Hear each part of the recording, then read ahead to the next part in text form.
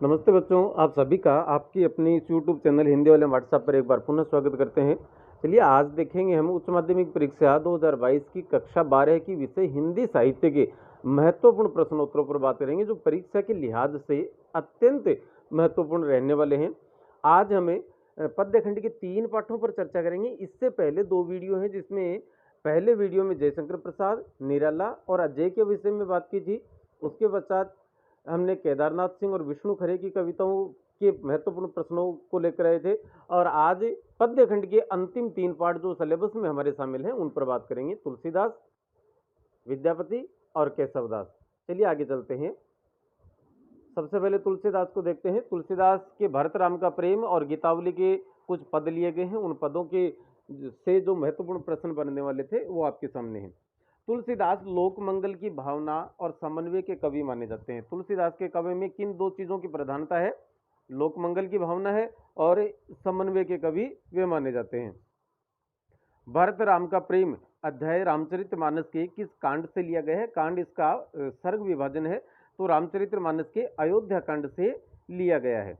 आगे देखते हैं। पुल की शरीर सभा भय ठाडे पंक्ति में किस सभा का उल्लेख हुआ है? तो चित्रकूट की सभा का। मुनि वशिष्ठ वहां उपस्थित थे। भरत ने राम की किन किन विशेषताओं का या किन विशेषताओं का वर्णन किया है? भरत के अनुसार राम अत्यंत उदार एवं दयालु प्रवृत्ति के थे। वे सभी से स्नेह रखते थे, किसी पर भी क्रोध नहीं करते थे। भरत को तो उन्होंने कभी दुख ही नहीं पहुंचाया था। वे कहते हैं कि खेल में भी मैं हारता दिखता या मैं हार जाता तो वे मुझे जिता दिया करते थे। भरत के अनुसार राम और उनके मध्य राम और उनके का मतलब भरत राम और भरत के मध्य व्यवधान किसने और कैसे उपस्थित किया? भरत के अनुसार भाग्य को भरत के प्रति राम का प्रेम सहन नहीं हुआ और उसने अर्थात भाग्य ने माता के रूप में व्यवधान उपस्थित कर दिया था। भरत के अनुसार सारे अनर्थ के मूल में कौन था या किसके कारण से, किसकी वजह से सारा अनर्थ हुआ था? सारे अनर्थ के लिए भरत अपनी माता कैकेयी को दोषी ठहराते हैं। भरत राम का प्रेम अध्याय में वर्णन किया गया है। राम के वन गमन के पश्चात, वन में चले जाने के बाद भरत की मनोदशा का वर्णन किया गया है। 8वां प्रश्न है, भरत के प्रेम प्यासे नयनों को तृप्ति किससे मिलती है? राम के दर्शन से भरत के नयनों को तृप्ति मिलती है। भरत ने क्या कहकर राम से पुनः अयोध्या चलने का आग्रह किया था?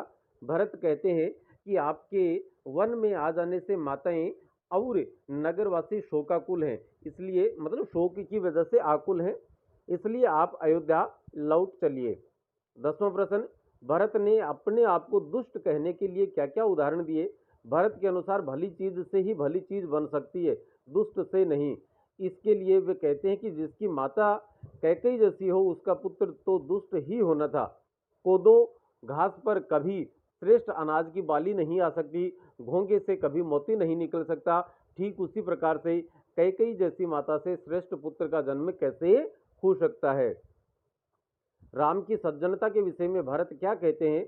भरत कहते हैं कि राम तो इतने सज्जन हैं कि रास्ते के सांप बिच्छू जैसे विषैले जीव भी राम को देखकर अपना विष त्याग देते हैं। क्रोधी स्वभाव वाले लोग अपने क्रोध का परित्याग कर देते हैं, लेकिन पता नहीं माता कैकेयी अपनी पूर्वाग्रह को कैसे त्याग नहीं पाई। भरत के वचनों से उनके चरित्र की किन विशेषताओं का पता चलता है? भरत की बातों से पता चलता है कि वे सज्जन प्रवृत्ति के व्यक्ति थे, राम के प्रति अगाध स्नेह रखते थे। उनकी माता कैकेयी के द्वारा जो कुछ किया गया उसमें भरत का जरा भी हाथ नहीं था। वनवास के दौरान राम द्वारा उठाए जाने वाले कष्टों के लिए वे स्वयं को दोषी मान रहे हैं। गीतावली के पदों के विषय में देखते हैं। माता कौशल्या राम का स्मरण कैसे करती है? वे राम के धनुष बाणों को देखकर राम का स्मरण करती हैं और उनके पनहियों अर्थात जूतियों को सीने से लगाती हैं, आंखों से लगाती हैं, सीने से लगाती हैं। माता कौशल्या किन वचनों से राम को जगाती हैं? कि वनवास के लिए चले जाने पर कौशल्या को भ्रम होता है कि राम अभी भी अयोध्या में ही हैं। वे राम के कमरे में जाकर कहती हैं, हे तात उठो, तुम्हारी माता तुम्हारे सुंदर मुख पर बलि जाती है। तुम्हारे सभी भाई और सखा अर्थात मित्र द्वार पर तुम्हारी प्रतीक्षा कर रहे हैं। महाराज भी तुम्हारी प्रतीक्षा कर रहे होंगे, उन्हें प्रणाम करो और अपने भाइयों संग जो तुम्हें अच्छा लगे वो खाओ, माता तुम पर बलिहारी जाती है। राम के वनवास जाने की बात सोचकर माता कौशल्या की क्या स्थिति होती है? तो माता कौशल्या राम के वनगमन की बात सोचकर दीवार पर खींचे चित्र की भांति, अर्थात चित्रलेखी सी चित्र की भांति अवाक बिना बोले मौन खड़ी रह जाती है।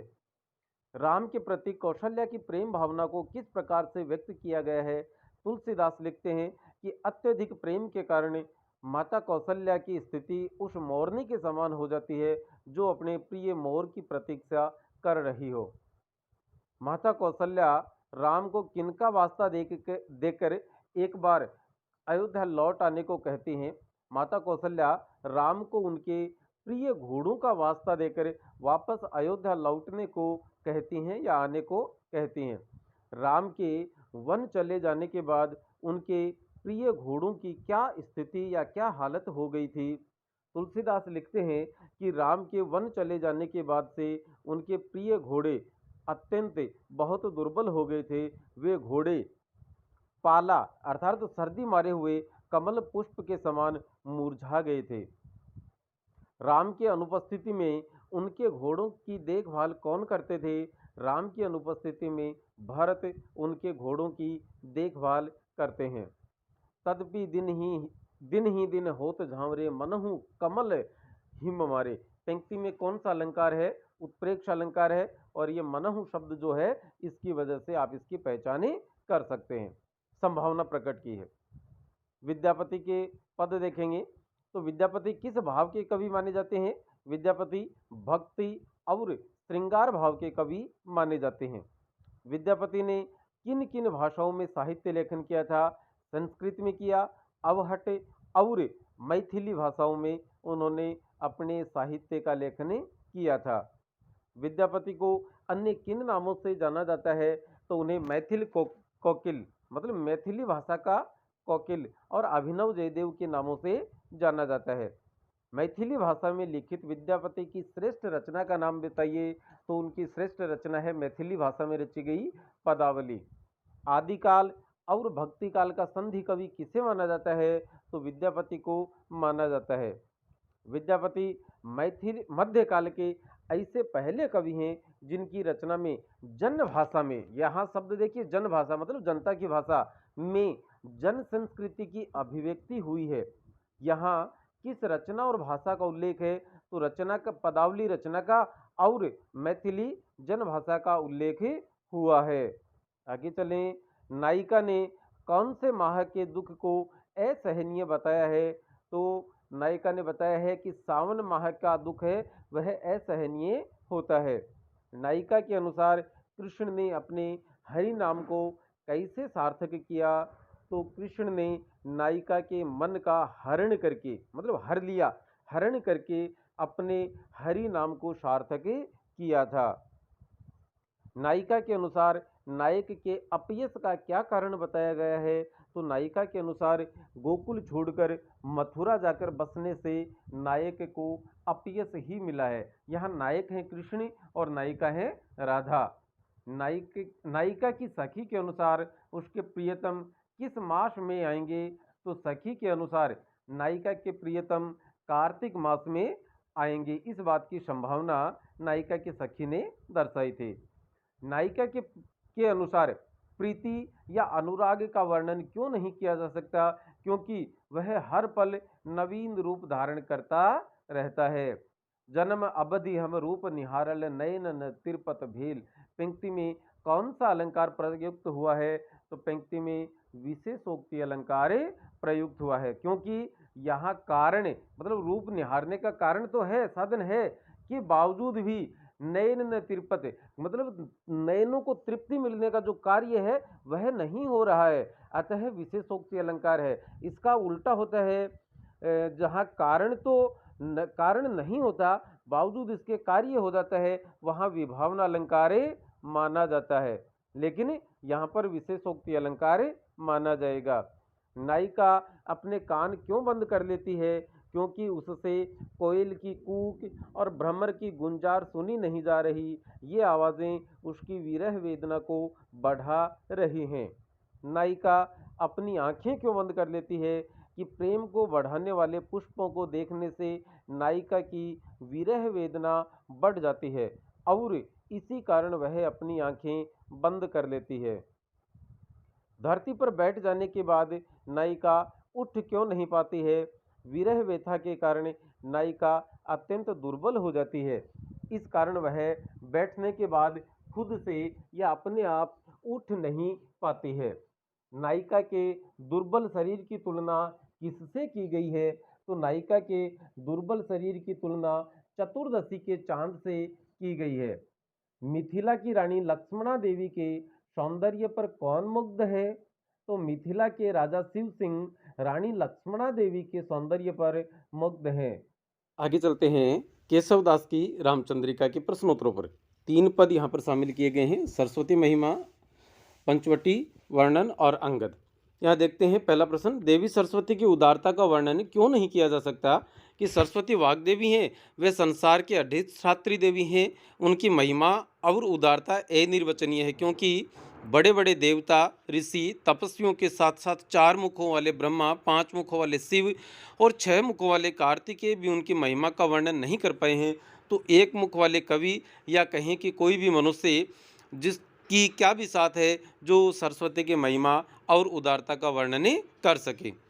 5 मुख, 4 मुख, 5 मुख और षटमुख किन्हें कहा गया है और सरस्वती से उनका क्या संबंध है? 4 मुख वाले ब्रह्मा जो सरस्वती के पति हैं, 5 मुख वाले हैं शिव जो सरस्वती के पुत्र हैं और षटमुख हैं कार्तिकेय, 6 मुख वाले जो कि सरस्वती के नाती या पुत्र हैं। कविता में पंचवटी के किन गुणों का वर्णन किया गया है? उत्तर में देखेंगे कि पंचवटी के प्राकृतिक सौंदर्य का वर्णन करते हुए लक्ष्मण कहते हैं कि यहाँ आते ही दुख रूपी चादर फट जाती है, अर्थात दुख दूर हो जाते हैं। कोई कपटी तो एक पल के लिए भी यहाँ ठहर नहीं पाता है। यहाँ आने के बाद लोगों की इच्छाएं खत्म हो जाती हैं। यहाँ आकर सामान्य मनुष्य और तपस्वी तक की समाधि भंग हो जाती है। पाप की बेड़ियाँ भी यहाँ आकर कट जाती हैं और मनुष्य को श्रेष्ठ ज्ञान की प्राप्ति होती है। यहाँ चारों तरफ मुक्ति रूपी नर्तकी नृत्य करती रहती है। ये पंचवटी वन तो शिव की जटाओं के समान है। तीसरे पद में संकेतित कथाओं का संक्षिप्त वर्णन कीजिए। तो उत्तर में लिखेंगे कि इस पद में अंगद द्वारा कुल 3 घटनाओं की तरफ संकेत किया गया है। पहली है सिंधु तरे उनको बनरा, दूसरी तुम पे धनुरेख गई न तरी, तीसरी लंक जराई जरी।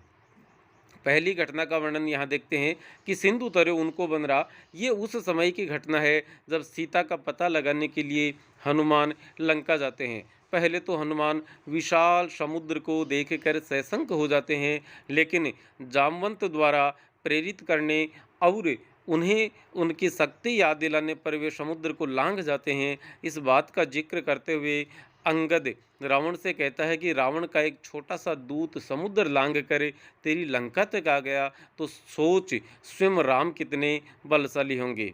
दूसरी घटना थी तुम पे धनुरेख गई न तरी।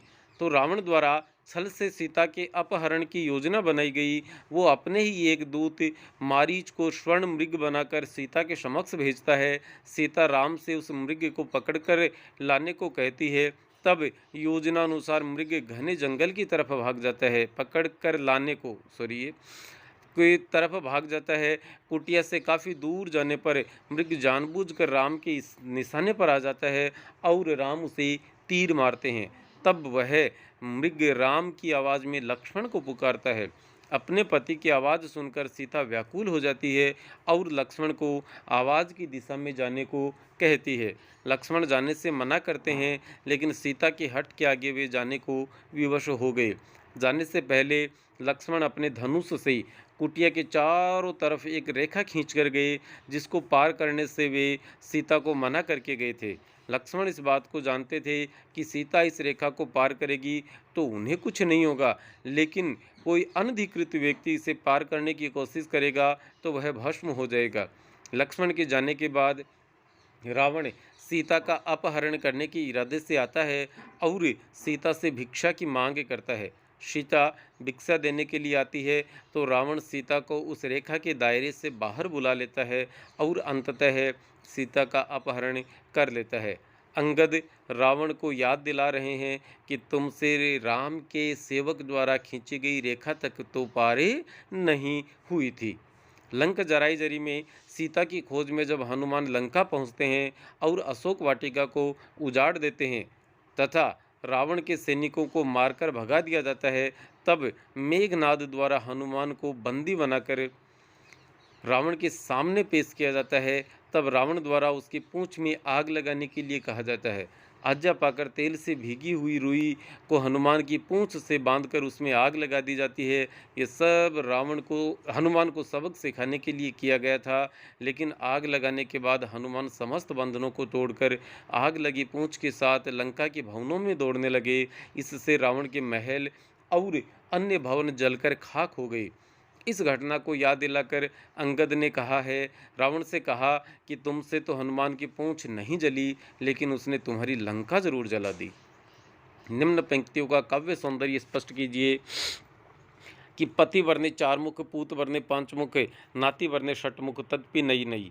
भाव पक्ष से इसका सरस्वती की महिमा और उदारता ऐन वर्णनीय और ऐन निर्वचनीय है।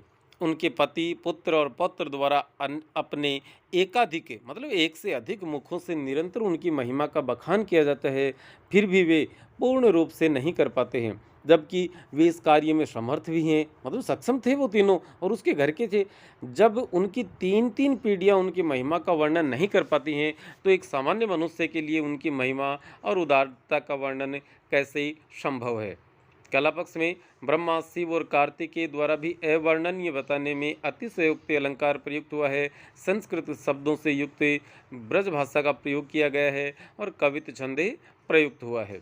दूसरा है चहु ओरनी नाचती मुक्ति नटी गुण धुर्जटी वन पंचवटी।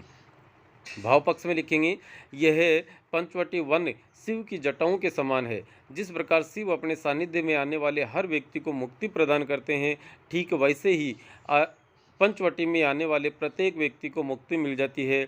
यहाँ पर मुक्ति स्वयं एक नर्तकी के रूप में नृत्य करती रहती है, जिससे यहाँ आने वाले हर मनुष्य को बहुत कम प्रयास में मुक्ति मिल जाती है।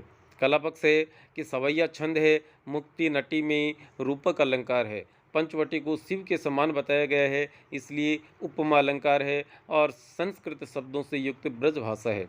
सिंधु तरे उनको वनरा, तुम पे धनुरेख गई न तरी। अंगद रावण से कहते हैं कि तुमसे तो धनुष से खींची हुई एक रेखा तक पार नहीं हुई, जबकि राम का एक छोटा सा वानरिया जिसे हनुमान कहा जाता है, समुद्र को लांघ कर तुम्हारी राजधानी तक आ गया था। कला पक्ष है कि हनुमान के लिए बनरा जैसे शब्द का प्रयोग करके रावण को उसकी तुच्छता या लघुता का एहसास करवाया जाता है। सवैया छंद की रचना संस्कृत शब्दों से युक्त ब्रज भाषा में की गई है। तेलनी तुलनी पूंछ जरी न जरी, जरी लंक जराई जरी। भाव पक्ष अशोक वाटिका में भारी नुकसान के बाद जब हनुमान को बंधक बनाकर रावण के समक्ष पेश किया जाता है और सजा के तौर पर हनुमान की पूंछ में तेल से भीगी रुई बांधकर आग लगा दी जाती है, तब उनकी पूंछ तो नहीं जलती, लेकिन हनुमान द्वारा अपनी पूंछ की आग से रावण की राजधानी के भवनों में आग लगा दी जाती है। रावण द्वारा राम का उपहास उड़ाए जाने पर अंगद द्वारा रावण को हनुमान वाली घटना याद दिलाकर राम की शक्ति का आकलन करवाया जाता है। कवि द्वारा कला पक्ष में कवि द्वारा सवैया छंद में अपनी बात लिखी गई है। पद की भाषा संस्कृत शब्दों से युक्त ब्रज भाषा है। जरी शब्द में यमक अलंकार है। जरी का अर्थ एक तो जली और एक जड़ी हुई, हीरे जवाहरातों से जड़ी हुई तुम्हारी लंका जल गई में यमक अलंकार है और तेलनी तुलनी में अनुप्रास अलंकार है। निम्न का आशय स्पष्ट कीजिए। भावी भूत वर्तमान जगत बखानत है, केशवदास क्यों हूँ नाग बखाने काहू पे गई। कवि लिखते हैं कि वाग्देवी सरस्वती की महिमा और उदारता का वर्णन किया जाना संभव नहीं है। भूतकाल से लेकर वर्तमान तक इनकी महिमा का गुणगान किया जाता रहा है और आगे भी किया जाएगा, लेकिन न पहले वाले कर पाए न भविष्य में ही कोई कर पाएगा। सरस्वती की महिमा का कोई पार नहीं है, वह अपरंपार है और प्रतिपल नवीन रूप धारण करती रहती है। अग ओग की बेरी कटी कटी बिकटी निकटी प्रकटी गुरुजान गटी। पंचवटी की महिमा का वर्णन करते हुए कवि कहते हैं कि यहाँ के निवासियों के पापों की बेड़ियाँ कट जाती हैं, श्रेष्ठ जान की गठरी उनके हाथ लग जाती है। कहने का आशय है कि पंचवटी में निवास करने वालों के पाप नष्ट हो जाते हैं और उन्हें मुक्ति मिल जाती है। तो आज की इस वीडियो में फिलहाल इतना ही है। एक ये लाइन जो अग ओग यहाँ पर अनुप्रास अलंकार है, यहाँ कटी बिकटी निकटी प्रकटी गुरुजान गटी, यहाँ टे वर्ण की आवृत्ति होने के कारण से भी अनुप्रास अलंकार माना जाएगा। तो आज की इस वीडियो में फिलहाल इतना ही। अब अनुमति देवें। नमस्ते, शुक्रिया, जय हिंद।